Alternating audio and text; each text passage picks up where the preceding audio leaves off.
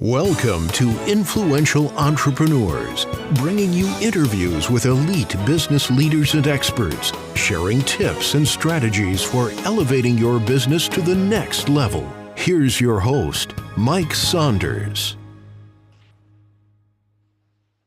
Hello and welcome to this episode of Influential Entrepreneurs. This is Mike Saunders, the Authority Positioning Coach. Influential Entrepreneurs is sponsored by Marketing Huddle, where we build an authority positioning portfolio for entrepreneurs that sells for you so that you don't have to. This unique approach gives credibility and trust and easily attracts and converts high net worth prospects by using podcast and TV interviews and guaranteed press coverage on ABC, NBC, and Fox News affiliates. To learn more, visit MikeSaunders360.com. Today we have with us Vance Morris, who is the founder of Deliver Service Now. Vance, welcome to the program. Thank you so much, Mike. Look forward to it. This will be fun. Yes, I always love learning new tips from people that have had decades of experience in industry, and I know that you can tell a lot from someone's the name of the company. So, Deliver Service Now. What an action verb that is! It's like, when are we going to do it now, and what do we need to do? Deliver service. So, I'm excited to talk with you. But before we dive in, go ahead and give us a little bit of your story and your background and how you got into the industry. Sure. So I was lucky enough that my first real job out of college was with the Disney company. So I worked for the Mouse for about 10 years down in Orlando, moved up through the management ranks as things moved along. I was on the opening team of a number of their resorts, was on the design team of one of their attractions and restaurants. And it was really just an amazing experience. And one of the things that I learned early on, and one of the first things I learned was, and it wasn't what people think, oh, you learn customer service. Oh, you learned how to make people happy. Yeah. That wasn't it. First thing I learned was that Disney is run by processes and systems. And that is how they are able to deliver consistently that incredible level of service and that level of experience. And I've carried that thought with me, that lesson with me through the next 30 years of my career. I do get the question, oh my God, you left Disney. Why'd you leave? And, I had spent 10 years there and I'm like, there's got to be something else in the world. So I went out. I was a restaurant consultant with Legal Seafoods, which is a seafood restaurant on the East Coast. Rainforest Cafe I worked with for a little bit. And then I had a couple of corporate food service jobs. And throughout these jobs, I realized I make a lousy employee. Just don't like to be told what to do. So started my own business. Wanted to start at a restaurant, but all the restaurant concepts I was looking at required $1 million at least liquid cash, which I just didn't have that laying around. So I did what every small boy dreams of doing when they're growing up, and I started a carpet cleaning business. Oh, yeah. Oh, yeah, right. Exactly. Oh, we all dream of that. But what I did was I set out to make it into a premium service. I took all my Disney knowledge from the service and experience and marketing, and really set out to create a premium business. And we did. We were premium service, premium pricing. Through the years, we added to that. We added Oriental rug washing. We added a mold remediation company. People started seeking me out saying, you don't look like you're working very hard, but you seem to be doing okay for yourself. And so I started coaching and consulting with other businesses, which birthed the Deliver Service Now Institute, which started back in 2013. I can't believe it's been 11 years. So now I work with small businesses, both blue and white collar, but primarily in services. So financial planners, HVAC companies, everything in between, primarily focused on delivering the customer experience. So I don't dabble in customer attraction or anything like that. So I'm not an SEO guy or flakebook ads or anything. It's just not my wheelhouse. Mm-hmm. And then I believe that customer experience that you're delivering is setting the stage for probably the most important part of the customer journey and or the business's journey, which is customer retention. And how do you keep customers around for life? Because I mean, I'm sure you know this, but the most expensive thing you can do in your business is acquire a new customer. And one of the more less costly things is to keep one. Not to mention the ones that have already bought from you are more likely to buy from you again. They're less price sensitive, et cetera, et cetera. So that brings us to today. There's a lot to unpack there. And one thing that I want to, that's an excellent intro. One thing that jumped out at me is it made me think about a franchising approach without franchising. So that was one of the successes you noticed where it's like Disney lived by and you worked in that environment with SOPs and processes and follow the proven process. And then they also are good at, and this is a common thing, but the experience, because people will, like the old Maya Angelou quote, people will forget, what you said about them, but they'll never forget how you make them feel. And if you can bolster that experience, and if you can have your business set up like a franchise, but not worrying about franchising, but follow the process. Success leaves clues. So I think that that's a really huge thing that you brought up there. Do you find that a lot of businesses are almost flying by the seat of their pants and not taking that, standardized, let's follow this process because it's proven in this industry, not being a franchise, but the franchises out there do have a wonderful deliverable, which is we've done this, we're successful, do this, and you will be too. Yeah, I think I call franchising kind of the extreme because you are definitely locked in to whatever the franchise says you have to do. But systems and processes give you freedom. So like right now, I spend maybe 90 minutes a week in those home service businesses because I have implemented systems. I have a general manager in those businesses that run those systems. I tell them don't screw with the systems either. Just manage them, make sure they're up and running. If you have an idea on how to make things better, great. We've got our Friday morning meeting. We'll sit down, we'll talk it through. If you got a great idea, fine, we'll go ahead and try it. But systems allows the business owner freedom. And it allows the employees freedom. So like at Disney, if you followed the system for carrying a tray or working in a restaurant, it allowed the cast members to be free with their personality. And this is how they were able to wow the guests because they followed the system of operating the ride or working in the restaurant. And it gave them that freedom to really embrace the guests that were around them and make their vacations special. And we do the same thing in our businesses. Is here's how you do it. Okay, you can't deviate from it. And once you have it, now it's almost rote. I mean, it's just programmed into you. And it gives you freedom to do all of the fun little things you can for your customer that's either going to, make it memorable. It's going to make it a wow experience. You might even get a tip out of it. So yeah, you can't fly. You can't grow if you're always flying by the seat of your pants. Yeah. Yeah, no, because you never then then it gives the connotation that you're not even documenting the processes that you're flying by the seat of your pants about, so that you can look back a week or a quarter or a year and assess. Because even if you are just kind of running in a few directions, at least if you document that, you can look back quarterly and go, what did we do last quarter? Did this work? Not. If it's working, let's do more of it. If it's not, let's fix it. So I think that's huge. Now you bring up customer retention. Why is that so important? And what's the biggest mistakes that business owners are making when it comes to focusing or not focusing on their customer retention? Yeah, I think, a lot of media companies, are doing a disservice because they dangle that shiny object in front of entrepreneurs and business owners of, oh, this is the next thing. You need more leads. You need more leads. You need more customers. And that's sexy. It gets the attention of the business. They think that's how to grow, is we always need more.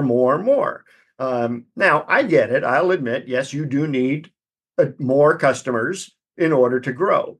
But if you want to grow profitably, you need to retain and sell to your existing customers. So I'll give you a quick example. So in my carpet cleaning business, I just got the report for December. Our customer acquisition cost it cost me to get a new customer in the front door is about $100, and our minimum charge is $199. So that leaves me $99, right, to put gas in the van, pay the technician, insurance, rent, everything else. I might have a couple of shekels left over, to put in my pocket at the end of the day. But it only costs me $21 a year to keep a customer. So if we have that same scenario and they only do our minimum, which is $199, I subtract $21 from that. I'm now at $178. I now got an extra $100 in my pocket, pure profit, just by selling to somebody who already knows, likes, and trusts me. Let's throw in the other aspect, which is when you do such a good job and create such a valuable service and experience, you should be receiving introductions to some of their friends. So then that introduction that turns into the $199 that's a pure $199. You didn't pay $100. That was word of mouth. And so that customer retention focus, yes, retains, but then the other R word, those referrals, those are gold.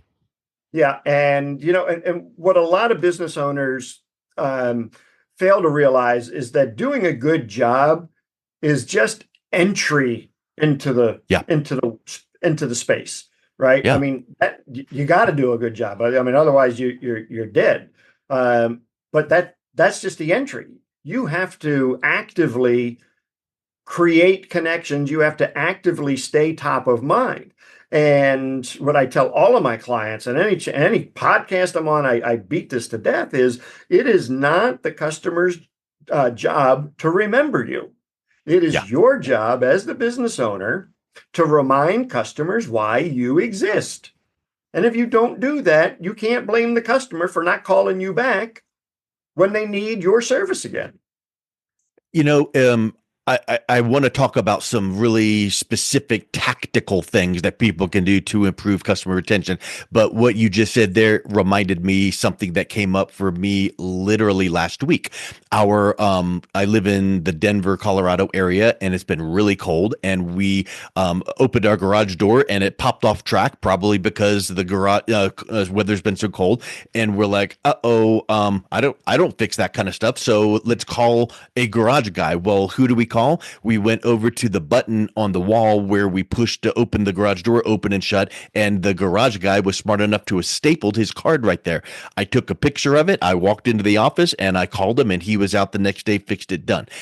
So what are some tactical things that you recommend people to do to improve that customer retention so that they're top of mind?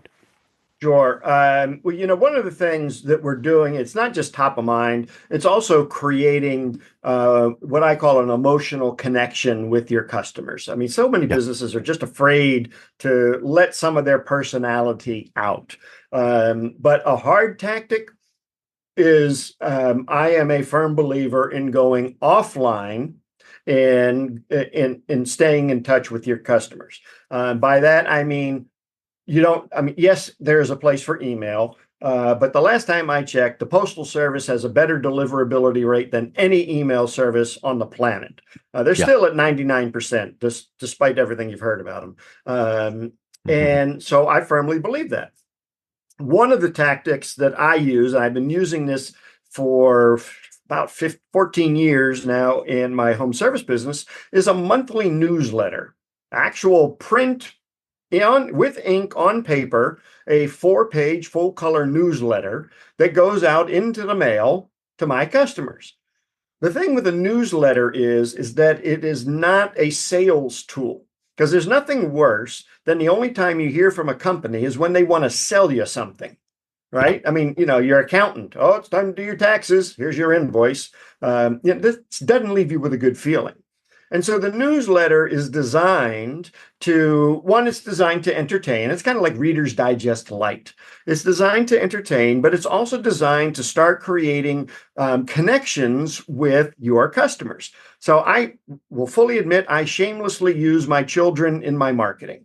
My customers have watched my kids grow up. So I used to use my daughter. She's 17 now, but she did ballet. And I took a picture of her when she was 5 in her tutu at the ballet recital, put it in the newsletter. And I did that every year for, till she was like 12 or 13.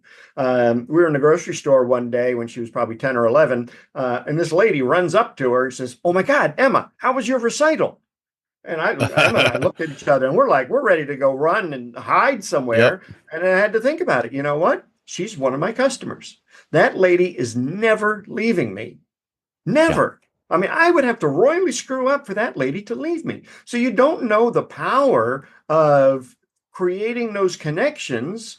And that's just one lady. I mean, I got thousands of customers. That's just one lady. And so you don't always have to be selling. And then you supplement that with a reminder system. So if you're in a business where, you need to remind people that it's time for your teeth cleaning, it's time for your HVAC tune-up, or it's time for your carpet cleaning, you need to have a reminder system in place. At minimum, send them a postcard once a month. And then use the postcard as your sales vehicle or your promotion. So I like to send 2 things a month: newsletter, entertain, create the connection; postcard, a little bit of entertaining, but it's got the promotion of the month in it. So if you could take anything and everything of my marketing arsenal, take everything away except the newsletter, I would fight you tooth and nail to take that thing away from me. And what's interesting is what's easy to do is easy not to do. And in that case, doing a newsletter is easy, but it takes some effort to go, okay, well, I need to actually have a database with my customer's name and address in there, and email and whatever else. But I do talk to people even today in 2025 that tell me I don't have even a database with my customer's name, phone number, email. That's huge. And then, then you got to create a newsletter, and then mail it out. But today there's services out there that can make that really, really easy. There's ChatGPT that can help you get content, and then you put a little letter from the heart and pictures. So I really feel like what's easy to do is easy not to do. And that's why when you do it, you can rest assured that probably your competition's not. Oh, yeah. I mean, the mailboxes these days are empty. I mean, last quarter, they might have been a little full with political ads and maybe a couple of Christmas catalogs, but mailboxes are empty these days. Email boxes are full. I mean, think about it. You could filter out emails. They go to spam. They maybe never get delivered, or you see it's from your cousin Bob and you automatically delete it. With real mail, you got to literally hold it in your hands, look at it, and make a conscious decision as to whether you're going to open it or throw it away. And if the outside of the envelope is enough to get your interest, you got a fighting chance that sucker's going to get read. And also, to bank off of what you said a few minutes ago with, your carpet cleaning, then you added, Oriental rug, then you added. Well, any kind of business in any kind of industry, if you are staying in touch with your customers, let's say twice a month, and you do twice a month, mail, well, let's say that someone does once a month mail, once a month email, whatever the frequency or medium is, if you are reminding them, oh, by the way, make sure you remember when you have the need of boom, boom, boom, whatever your industry is, cross sell and upsell. Sometimes people would go, oh my word, I didn't even know you guys did whatever that is. So that's a huge opportunity that is missed, I feel like, too. Oh, yeah. I mean, any opportunity you get. And we're looking at other options right now. We're looking at, can we add window washing? Can we add, mosquito control? Anything we can add that, we can do in the home, that we can leverage our customer list. We've even looked at renting our customer list to like a housekeeping company. I don't want to get into housekeeping, but can I leverage my list by renting it to them, or doing an endorsed mailing? So your list is extremely valuable. Well, I tell you, there's so many things that people don't put into action, even though if they hear them, they logically agree with it. So all the things we're Right. talking about, treat your customers right. Oh, create a great experience. Oh, retain your customers so that you get repeat business, referral business. All of that makes sense. But I think that if you can package it up into a nice little system to learn from, which is what you do in your business, I feel like that is so powerful with your institute. And if someone is interested in learning more, what's the best way that they can do that, Vance? Yeah, website's the easiest, deliverservicenow.com. I got a whole bunch of tools and downloads and stuff on there to get people started. So yeah, deliverservicenow.com would be the best. Excellent. Well, thank you so much for coming on. It's been a real pleasure talking with you today. I appreciate you having me on, Mike. Hopefully I delivered for your audience. You've been listening to Influential Entrepreneurs with Mike Saunders. To learn more about the resources mentioned on today's show or listen to past episodes, visit www.influentialentrepreneurssradio.com.